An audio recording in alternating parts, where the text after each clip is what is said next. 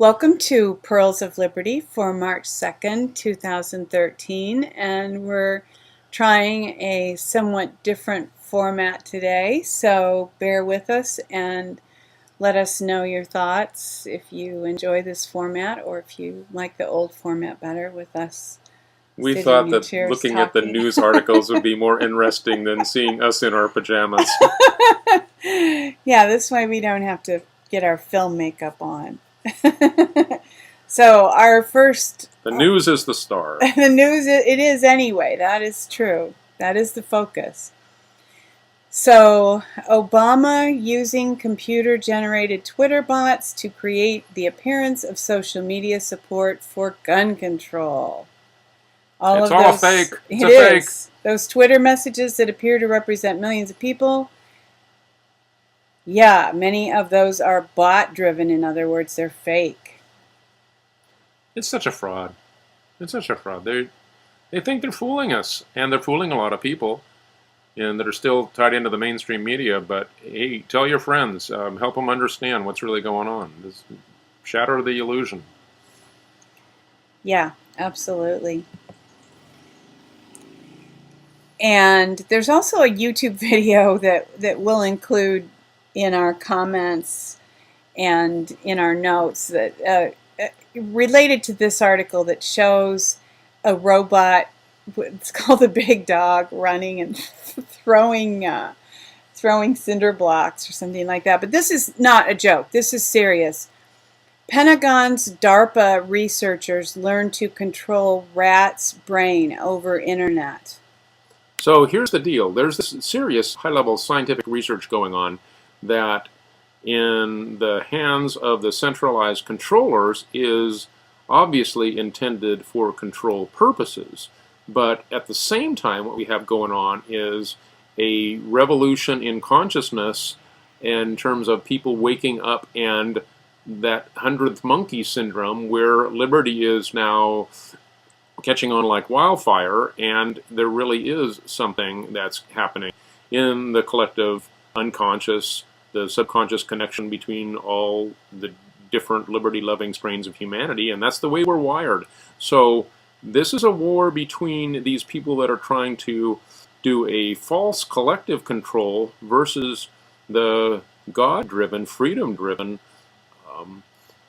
humanity's deepest needs and desires overcoming this. So we couldn't ask to live in a more exciting time. And this article just points that out, that they think that we're rats, that they think that they can control us. Like, I'm reading that all into this, but that's where it's headed. That's where these guys want to go with this. And reading this article will help you see that this is serious stuff. These guys are serious about this. It doesn't talk about the control, but it just talks about the technical possibilities.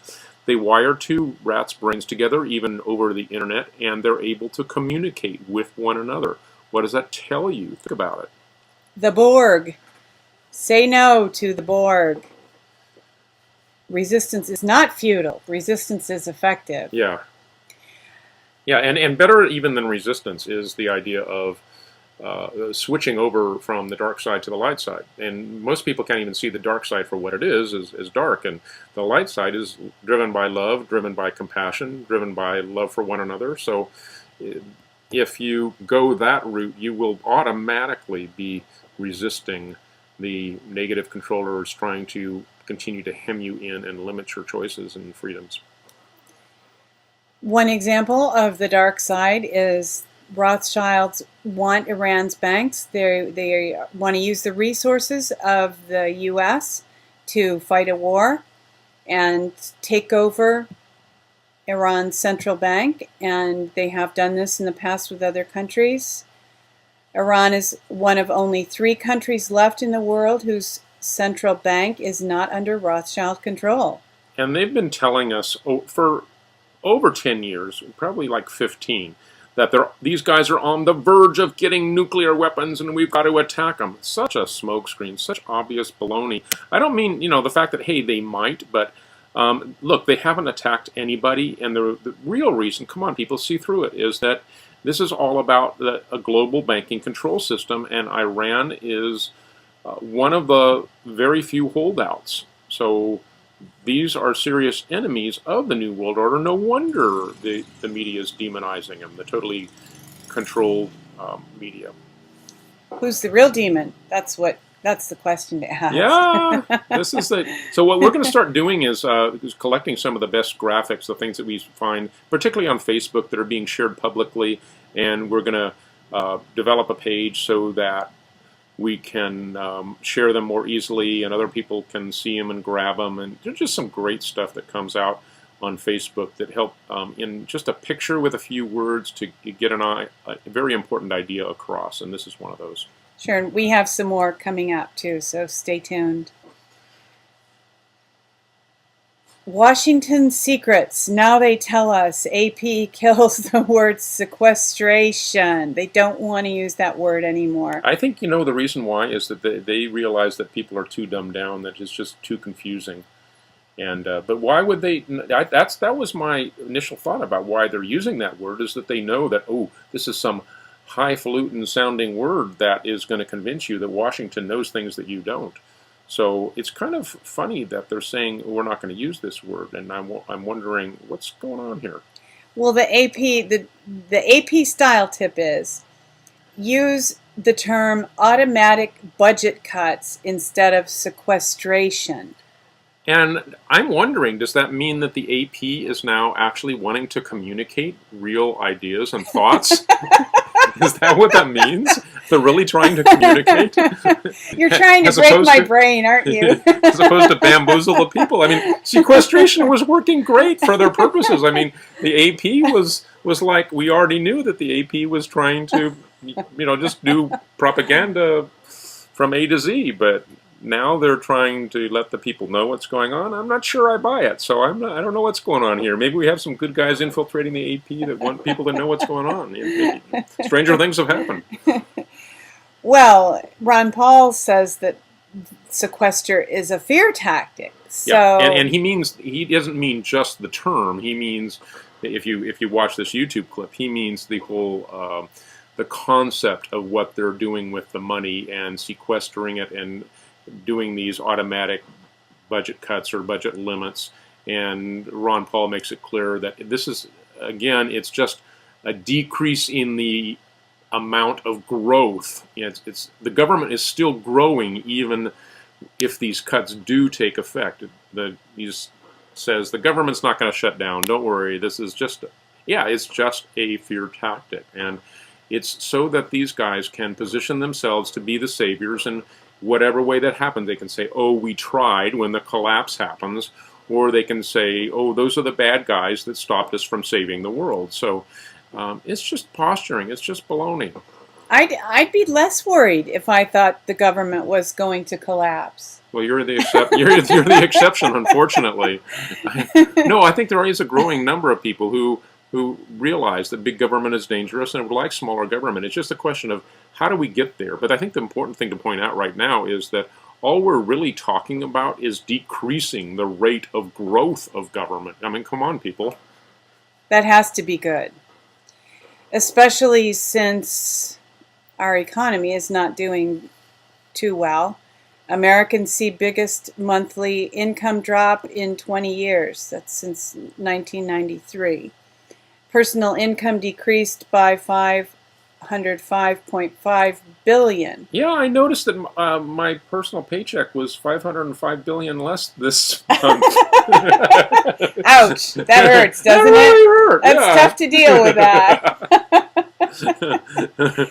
No, yeah, come on. And this ties in right with the other story. If government is increasing, then guess what is happening to the real economy? Because government is not the real economy. Government can't create jobs. All it can do is suck money off of the creators and pretend that it's doing something good with that, where in fact all it really ever is doing is destroying the private true market. So that's what's going on, folks.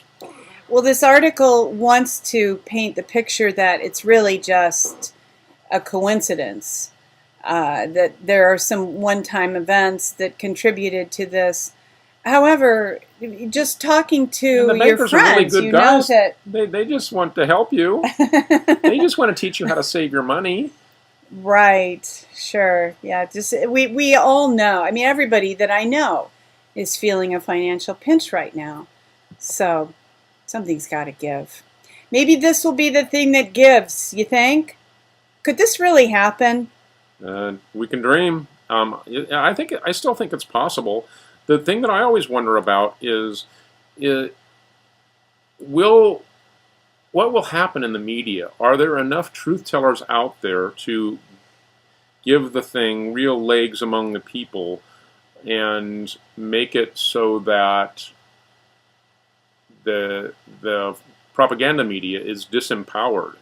The real thing that we need is a takeover in the brainwashing. We don't want to brainwash people, we want to wake people up. So there has to be more and more breakthrough into the mainstream media that still has too many people believing the lies. And whatever arrests happen, there needs to be a very well thought out media plan in order to prevent a backlash and civil war. And I'm thinking maybe that's what the bad guys are planning on, is if there are arrests, is that they still have control of the media, or at least the perceived dominant media, even though it really isn't, that they can control the collective thought and begin to initiate some kind of a revolution that really works to their advantage. We want a peaceful revolution that is all about changing people's minds and setting people free and decreasing the size of government, and the bad guys want to use it to take control and bring in a police state and all kinds of domination tactics. So we shall see what happens, and there's something big on the horizon. I think everybody can feel it. We just don't know what's going to be yet. And we need to do everything that we can to help people understand what's going on, right? Talk to our friends, family, extend a hand in our community. Yeah, some people are beyond hope, though, as we found out. Some of our friends and family is like, whoa, there's no getting through this. It's like, how was it? You did a serious brainwashing job on these people. Come on. Well, here is potential for people to be set free. We are Mark Schmidter.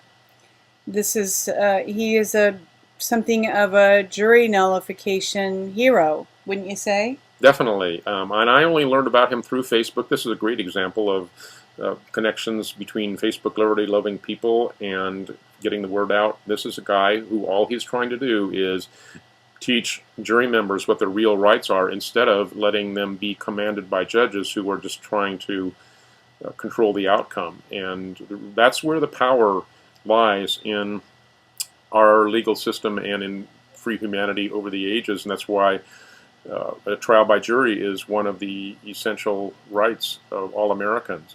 So going into this UCC and commercial code and all of that has taken us away from that, and getting back to jury rights and telling the juror members that they can actually decide whether the law is a good law or not. That's power. And this guy, Mark Schmidter, has been, even the case was even overturned, but he's still in jail. And this is just pure tyranny. Once you see stuff like this going on, you've got to tell other people. You've got to raise awareness, because it shatters the illusion that America is what most people believe it is. And we have to see what the problem is before we can bring about a solution. And this is a great illustration of not only a potential solution, but the problem in squashing that solution.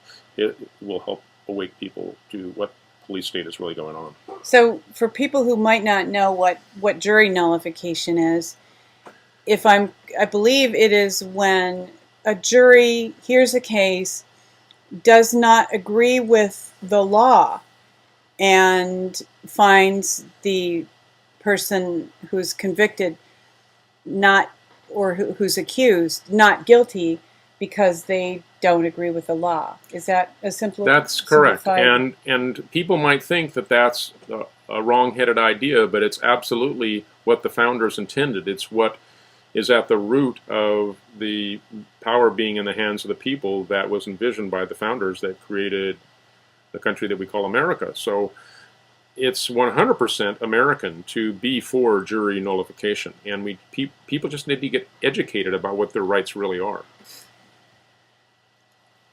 This is another interesting Facebook photo. Obama moron in chief. Barack Obama is either an idiot or he's purposely trying to destroy the American economy. Vladimir Putin, Russian PM. Which do you think that he believes is going on?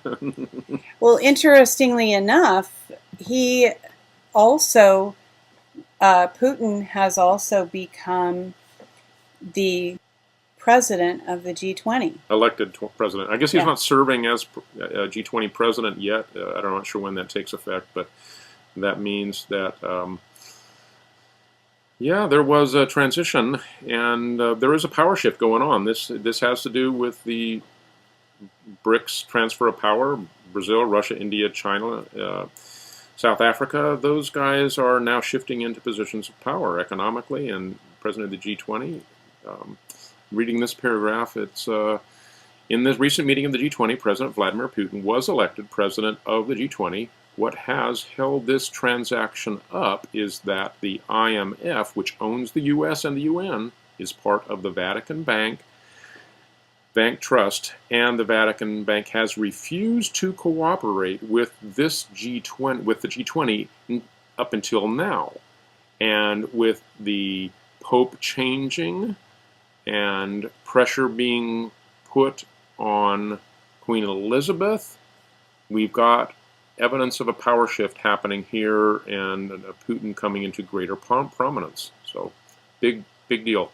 Well, you know, some of these things are a little difficult to believe, but one thing that is a fact is that the Vatican Bank was not allowed to process any credit card transactions from about January 3rd until the day after the Pope resigned. So there's definitely evidence that something was going on there.